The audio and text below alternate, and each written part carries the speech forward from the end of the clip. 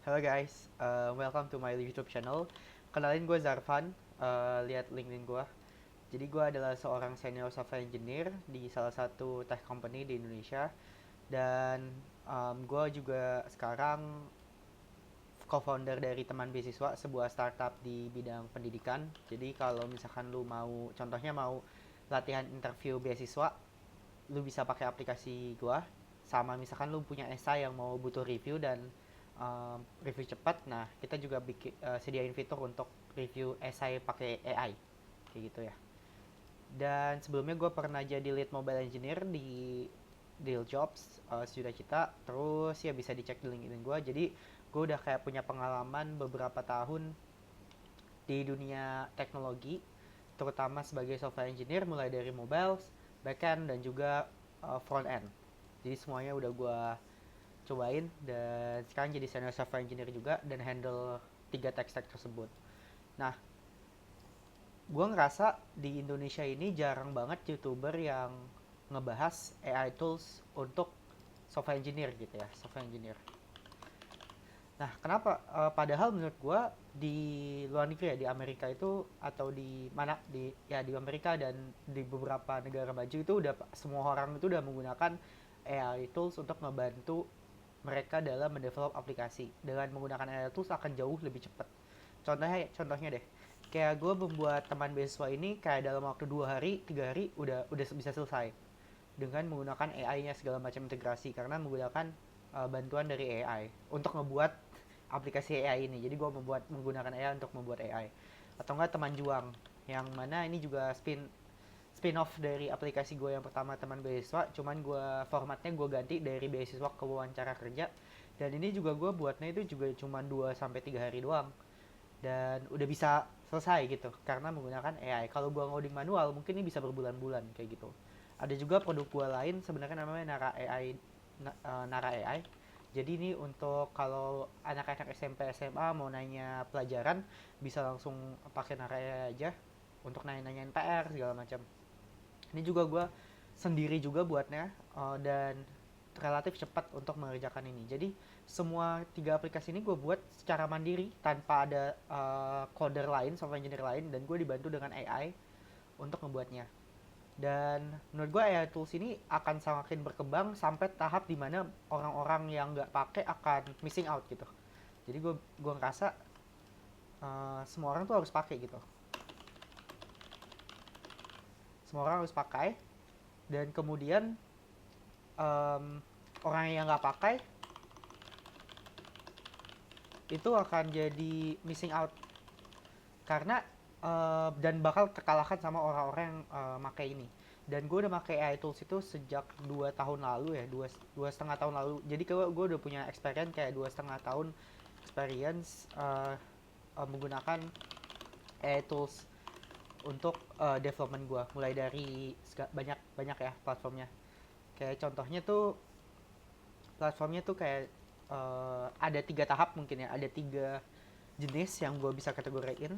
Yang pertama itu adalah um, chat chat based app, kayak contohnya ChatGPT ya kan, atau cloud.ai yang kalau lu buka tinggal chat.openai.com gitu ya. Kayak lu bisa nanya-nanya, kan bisa nanya chat coding gitu ya, bisa kan, atau nggak cloud.ai lah sama kayak gini, mirip-mirip. Kemudian ada juga yang kedua menurut gua, bukan jenis ya, 3 jenis. Menurut gua tuh ada yang kedua adalah dia itu semacam um, editor with AI. Contohnya ada banyak. Ada contohnya yang pertama adalah yang paling terkenal itu Cursor. Jadi dia nanti kita bakal pelajarin Cursor sedikit. Cursor paling paling sangat amat terkenal. Yang kedua adalah buatan ByteDance, mungkin Try AI. Terus yang ketiga yang cukup ini juga adalah yang cukup terkenal juga namanya Windsurf. Jadi ada beberapa editor yang menggunakan AI. Ini kita coba salah satu ya, Cursor ya. Nah ini terkenal banget. Jadi Cursor itu mempunyai semacam kayak visi dan misi ya. bahwa mereka ingin menjadikan engineer itu adalah hybrid engineer. Jadinya orang itu bakal ngoding sangat amat cepat. Mungkin lu bisa baca aja di sini. Jadi ini salah satu IDE yang gue pakai juga. uh, Kita baca ya. Jadi this hybrid engineer will have effortless control over their code base and no low entropy keystrokes. They will iterate at the speed at their judgment, even in the most complex system. Using combination of AI and human ingenuity, they will outsmart and out engineer the best pure AI system.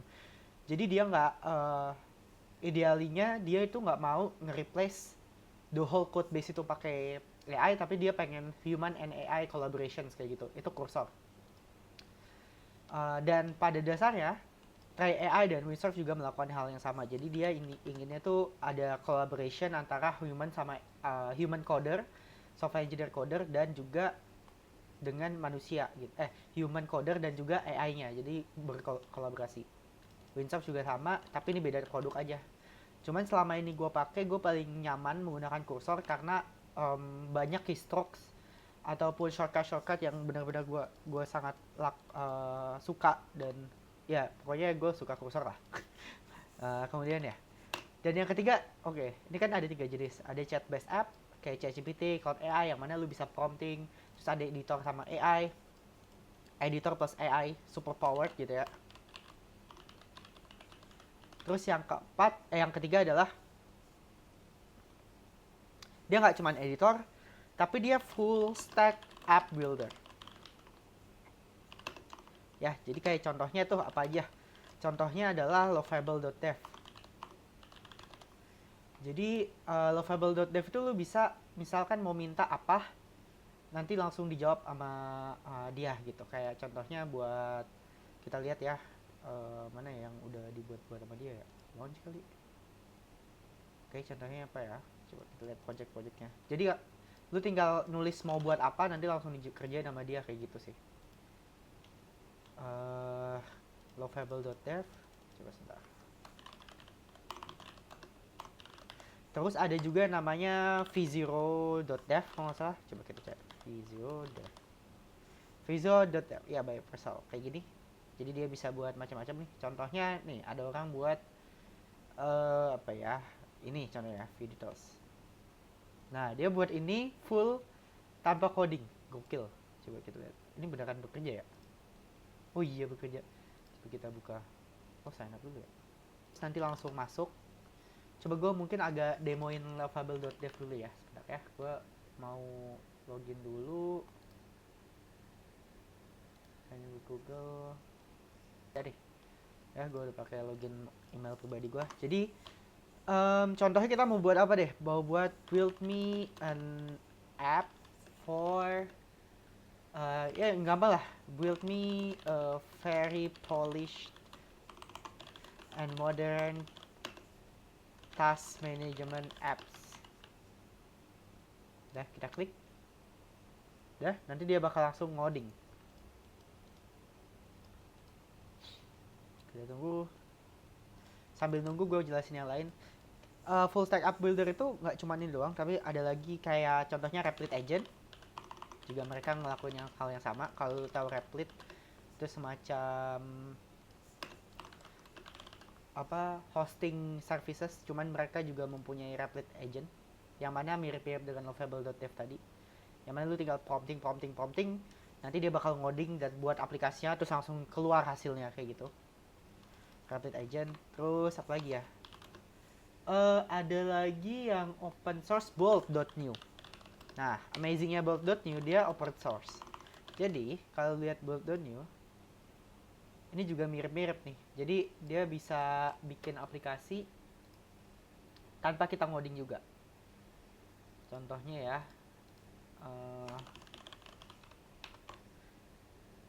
oke, mungkin nanti aja. Gue sekarang itu dia yang lovable.dev-nya masih ngoding dia. Masih ngoding, kita nunggu codingannya selesai dulu ya, sambil gue ngejelasin yang lain. Jadi ya gue ulang ya, jadi ada 3 jenis aplikasinya. Ada chat based, ada editor plus AI superpower kayak Cursor, kayak Windsurf, lu bisa cobain masing-masing. Dan ada juga full stack app builder. Jadi kalau full stack app builder lu cuman prompting doang, bahkan nggak tahu codingannya juga nggak masalah. dan dia bakal ngerjain aplikasi lo. Sekarang ini menurut gua itu yang paling keren dan menurut gua semua orang harus pakai itu di tahap ini. Paling enggak. Yang mana ini adalah editor plus AI superpowered. Jadi gua bisa bilang di sini tuh semua orang harus pakai. Bisa kalau lu nggak pakai itu lu missing out banget. Kenapa jadi kecil teksnya? Sebentar. Coba gua paste sini. Oh, emang kecil ya, udah ini aja. Ini semua orang wajib pakai. Ya, kayak gitu. Kecil, gede banget tapi. Udah, semua orang wajib pakai yang ini ya. Yang mana itu adalah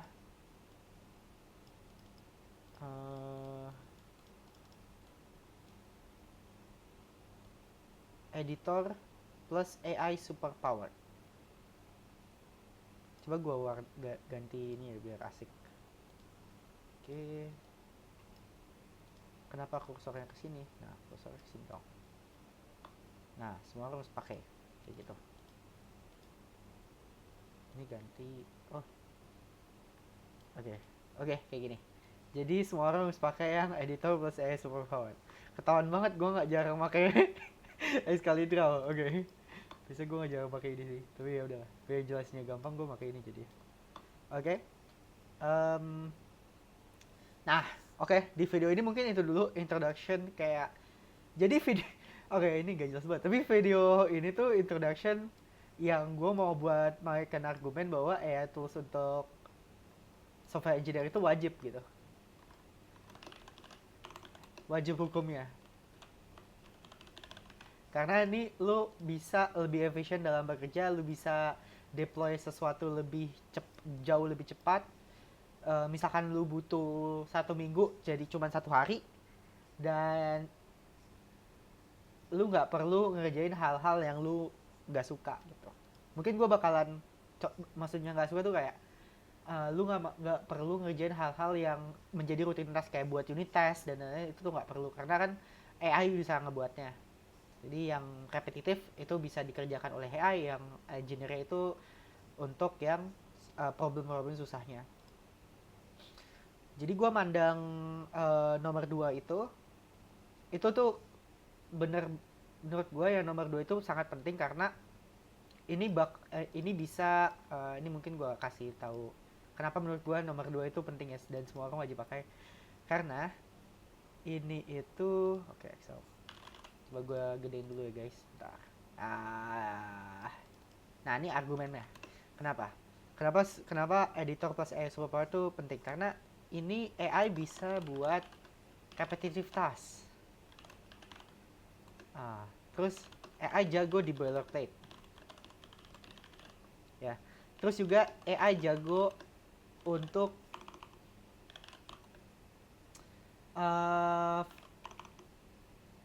ngerjain codingan yang simple yang kita males kayak ngerjainnya. Jadi untuk repetitive task, kemudian sebenarnya nomor 1 sama nomor 3 mirip sih. Jadi itu menurut gua itu bisa buat repetitive task. Contohnya apa sih? Contohnya tuh adalah unit test or integration task maybe. Itu mereka jauh banget di situ karena mereka udah tahu pattern unit testnya bagaimana, tinggal mereka tambahin unit test baru. Terus AI juga berjago buat di boilerplate. Contohnya lah yang tadi gue bilang lovable dev. Ini gue cuma minta build me a very polished and modern task management apps kan. Nah itu langsung bisa jawab. Udah buat deh. Bagus gak hasilnya? Bagus kan? Nah terus kita tinggal hubungin ke database lewat ini. Ini Supabase kalau nggak kelihatan. Terus udah. Nanti kita langsung dapat Supabase udah terintegrasi, selesai. Jadi itu emang udah jago guys. Jadi bagi yang nggak tahu, itu udah jago banget untuk kerjain hal-hal yang kayak bikin to-do list app. Jadi kalau kalian tuh masih mainan di to-do list apps, kalian bakal kalah sama semua orang karena semua orang tuh udah bisa bikin to-do list app dengan mudah sekali, bahkan tidak perlu tahu codingannya. Misalnya gue minta please make the button to be green and the design more modern gitu ya. Gue nggak suka nih desainnya gitu. Itu nanti langsung di codingin jadi udah nggak ada tuh yang lu buat kayak simple kayak gini lu bisa dipunahin sama AI. Kalau misalkan yang agak kompleks pasti kita masih butuh manusia, makanya di kerjaan gue juga pasti pakai butuh manusia karena kerjanya cukup kompleks. Tapi kalau yang kayak boilerplate ini kayak to do list apps apalah kayak aplikasi-aplikasi simple itu tuh udah AI itu udah jago gitu. Jadi kalau kalian punya portofolio yang sangat simple dan uh, ya sangat simple kayak to do list app itu udah bisa AI aja yang buat, udah bisa gitu. Soalnya mau belajar ya itu beda hal.